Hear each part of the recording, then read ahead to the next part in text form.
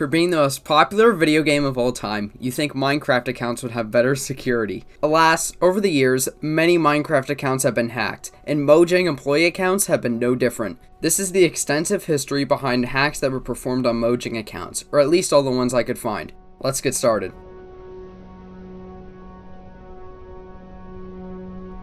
The first hack on our list is probably the most popular. It was performed in the account kvinnamedclass. Kvinnamedclass is an employee at Mojang, but I was unable to find her real name or what she does there. Kvin's account was hacked on August 17th, 2018 by an unknown person, as well as her Discord. The skin and name were changed, with the name being changed to CloutmanDXN. The hacker used the Discord account to promote alternative account shops in the official Minecraft Discord and to spam at everyone, which pinged over 50,000 people.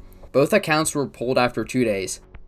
Next on our list is Jappa. Jasper Boristra, if I'm pronouncing that correctly, also known as Jappa, is the lead pixel artist for Minecraft and made a lot of the new textures for the game. On February 18th, 2020, Jappa confirmed on his Twitter that his account was hacked due to having a weak password and no security questions. He believed it might have been brute forced. He recovered the account very soon after. Not much is known about this hack, but the account does have a few friends on NameMC. I contacted one of the people on the NameMC friend list, where he confirmed he had info on the hack but was not willing to give it to me. Next on our list is the account Qatten. I couldn't find any info on this hack, or who owns the account. The account was created on December 3rd, 2019, so it must have been hacked sometime after that. The NameMC was never claimed, so I don't know who the hacker is. The next account on this list is Apple. I couldn't find the Mojang employee that owned this account. The account was hacked by a famous Polish account hacker going by Persian Gulf. They got this account at an unknown date. This hack is unique because instead of pulling the account and giving it back to the correct employee, they instead removed the capes on the account and let Persian keep it. Next on our list is Blurpi. Blurpi is owned by Andreas Anderson, who is a former customer support agent that left Mojang on September 1st, 2015. This account was also hacked by Persian Gulf. I don't have much info on this incident, but it seems like the account was returned to Andreas. The next account is Persian Gulf, hacked by none other than Persian Gulf on December 9th, 2019. This is where Persian got their username. This is owned by an unknown Mojang employee. On February 7th of 2020 though, the capes were removed and the account was locked. Now for a similar incident, PersianCat. This also belongs to an unknown employee. This one was hacked twice, surprisingly. The first time was by two Polish crackers named Herbie and XCitrus0 on August 8th. The name was changed to Herbie_XCitrus0. This change was reverted a day later and was returned to the original owner. It was hacked again by a person named Maliz, who I couldn't find any info on, around December of 2019-ish, and it was also taken away on February 7th, just like Persian Gulf. All the capes stayed on the account, but it is likely locked. Speaking of capes, this account has 6, all the Minecons and a Mojang. It is one of the only accounts in the world with 6 capes. Next is the account Geuder. This one is owned by Patrick Geuder, and he does the large-scale data analysis for Mojang.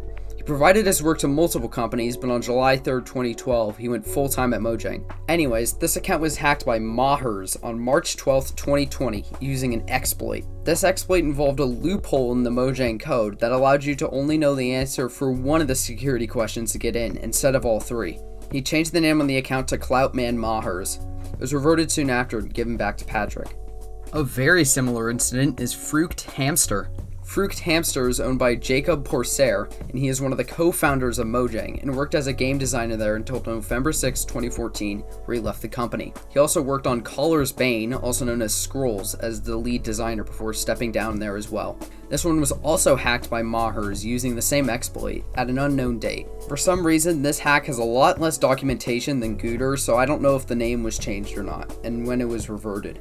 So far we've seen 2 recurring names, Persian Gulf and Mahers. Well, we're about to introduce one more, Debug.